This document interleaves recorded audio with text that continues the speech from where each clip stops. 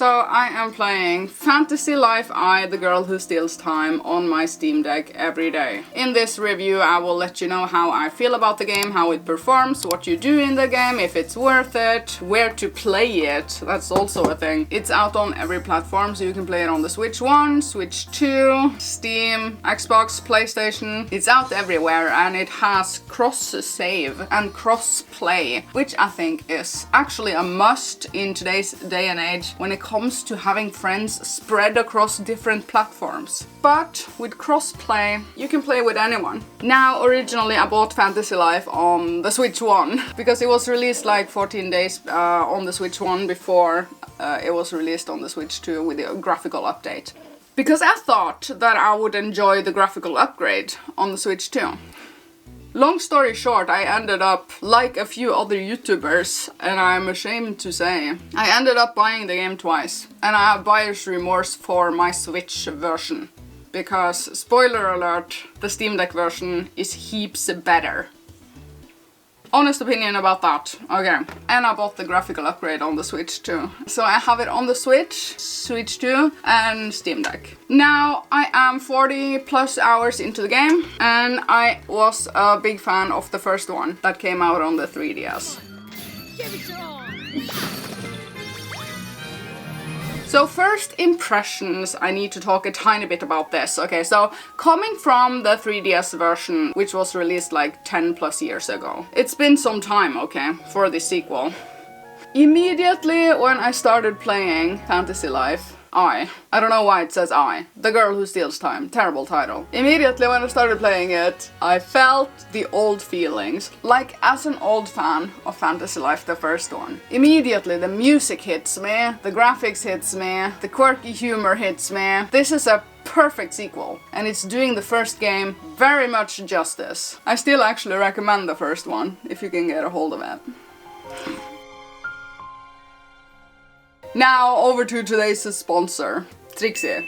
No, the brand again. But this time I'm gonna show off something else. This is my Steam Deck. I play on it every day and I love it, as you have seen on my channel recently. So here we have the grip case and the hard shell that goes over the grip case from the brand for the Steam Deck. Also, I installed the Steam Deck screen protector. I first cleaned the screen and then I used a microfiber cloth, and also be in a clean environment and work fast. Now you just scrape out the bubbles like you can see here, and it turned out perfect. I don't want to have scratches on my Steam Deck, and this grip case not only protects it, but it improved the grip because the texture is very grippy. And it's also more comfortable than my previous grip case. And finally here you have the hard shell for traveling, and it takes up minimal space in your bag when you do it this way. Hard shells is the new trendy thing, okay? Forget about the big bags and the big cases. Now it's all about the hard shells. Now link down below to my dbrand link, which is dbrand.com/Ircha, because if you click that, they will know that I sent you. I am loving it, loving it, loving it. It's better than the other grip that I bought. So if you have a Steam Deck, treat yourself, and I do not think you will have buyer's remorse of this grip case from dbrand. Thank you so much, dbrand, for sponsoring this video. Och så må du skriva cat approved. Hej lilla!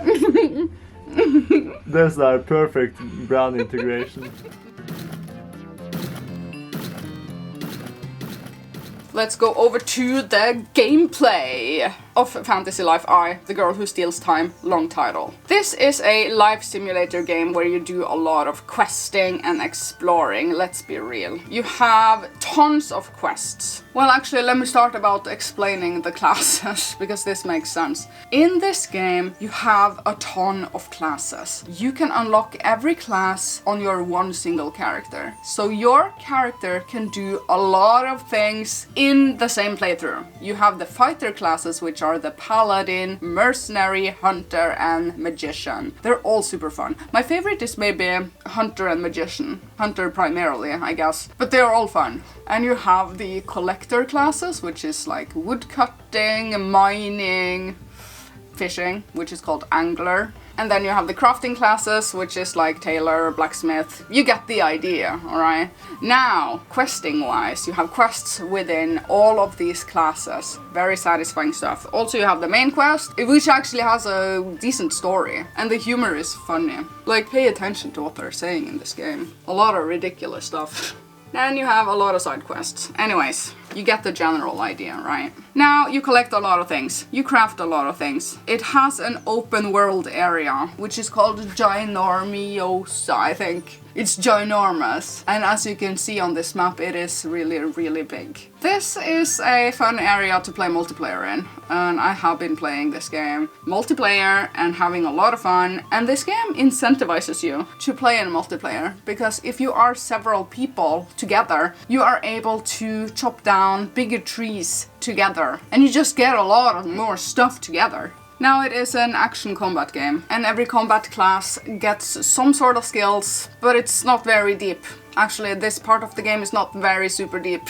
I wish there were more to the combat, but anyways. Now you also have reaction-based minigames, which are the crafting classes. And they are fun, because I like to listen to podcasts while I'm doing this. And I'm just crafting away every single thing and leveling a lot up. This is like a mindless area of the game, because it's reaction-based. And it's nice to just craft some stuff if you feel like doing that, instead of a lot of combat. Now you also have farming, and you have fishing, and you have friendship levels and base building. Now you have collectible NPCs that you can have as your party members, and you can do friendship leveling on them. Also, they can help you out in crafting and mining and all of the stuff. So they are fun to collect and fun to level up. Now, base building. I am loving that games has a lot of base building, because I find it so fun to just build my place.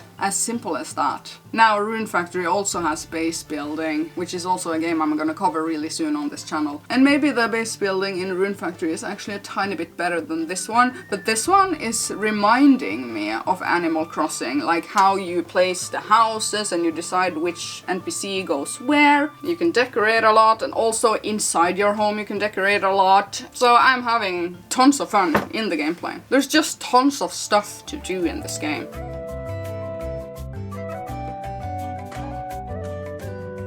Now, graphics wise, I played it, like I said, first on the Switch one, which was a blurry mess, because the Switch one is a blurry mess. It has really aged for me recently. Like, especially now after the Steam Deck. There was a time in my life before and after the Steam Deck. Just saying. Steam Deck OLED, that is. Anyways, I played it mostly handheld, and it was a blurry mess. And then I bought the graphical upgrade. And I swear to God, I didn't really feel the upgrade. And I'm playing handheld only, so never mind the docked graphics. I'm talking about handheld. I didn't really feel a lot. I mean, a slight upgrade. But here's the thing. I still think Fantasy Life looks blurry, which was the reason that I bought it on Steam Deck, because I had a feeling that it's gonna look sharper on the Steam Deck, and guess what? It did. So from now on I'm only playing it on the Steam Deck. PC version is the sharpest version, but the game is still good, and if you have already bought it on this Switch 1 or 2, don't feel bad, the game is still good, and also it has cross-save, which was also a good reason to buy it again, because I could carry my save over. So I mean, like, if you have buyer's remorse on the Switch version because you find it somewhat blurry and you have a Steam Deck and you wish you bought it on the Steam Deck, put it on your wish list and do the save transfer thing. I'm just letting you know. Performance-wise, there has been like some small acceptable stutters, some places like once every 10 hours. Nothing noteworthy, nothing to mention. I think it actually runs very smoothly on all systems. It feels like it has a consistent high frame rate, and it feels lovely that way. Now, art style-wise, it is of course a Fantasy Life, and I am happy that they went with the art style of the original, because this is now a series. I'm hoping for more Fantasy Life games also. The characters are funny, they look good, and incredibly good on the Steam version, I have to stress that. Anyways, My verdict. It's a 10 out of 10 game enjoyment-wise for me personally, because I love this genre and I am a fan of fantasy life to begin with, and I'm having a lot of fun in this game. Yeah, come Tixie. Tixie is also having fun in the game. It's nostalgic to me, and the music was good. The music is nostalgic to me. And I think you're getting just a ton of value for the price. I mean, I paid full price twice. That kinda hurt me, but if you end up buying it once, I would say it is content-wise worth the price. Because this is the sort of game that you can sink hundreds of hours into, if you really wanted to do everything in the game. Just saying. Now, you will like this game if you ever liked Animal Crossing and games like that. This is right up your alley if you're into games that are life simulators and also in this art style, and also like a weird connection to Ni no Kuni and Dragon Quest Builders 2. I don't know. I am loving the game and it's really good, so I'm letting you know. But I find it the best on the Steam Deck OLED.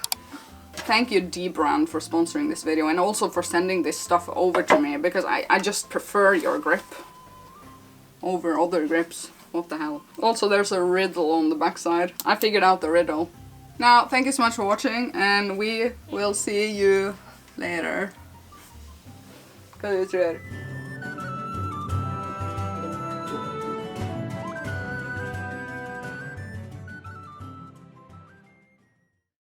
Helt hinsides perfekt. Ja, bruk som visning. Snorre. Kom hit. Ja!